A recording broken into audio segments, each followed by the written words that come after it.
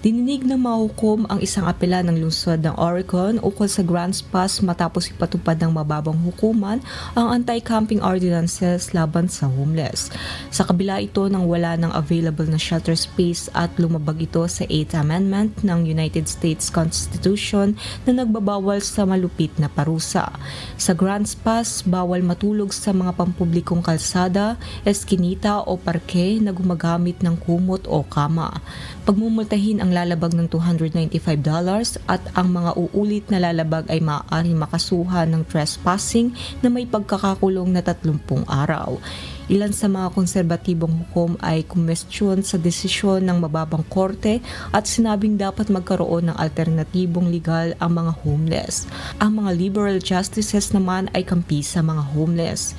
Para sa mga grupong sumusuporta sa homeless at iba pang liberal legal groups, ang mga batas tulad ng anti-vagrancy ay nagdudulot na maging kriminal ang mga homeless para sa mga di nila maiwasang gawin gaya ng pagtulog sa mga pampublikong lugar. Inihalimbawa nila ang isang 1962 Supreme Court ruling na gumamit ng 8th Amendment. Sinabi naman ni Justice Department lawyer Edwin Needler na sang-ayon siya sa mga homeless na hindi dapat magpatupad ang syudad ng absolute ban sa pagtulog dito. Dagdag nito, dapat ding pag-isipang muli ng mababang hukom ang kanilang naging posisyon. Inaasahan ang desisyon ng Supreme Court ukol sa usapin sa buwan ng Hunyo. Era Angeles, humahataw sa balita ngayon.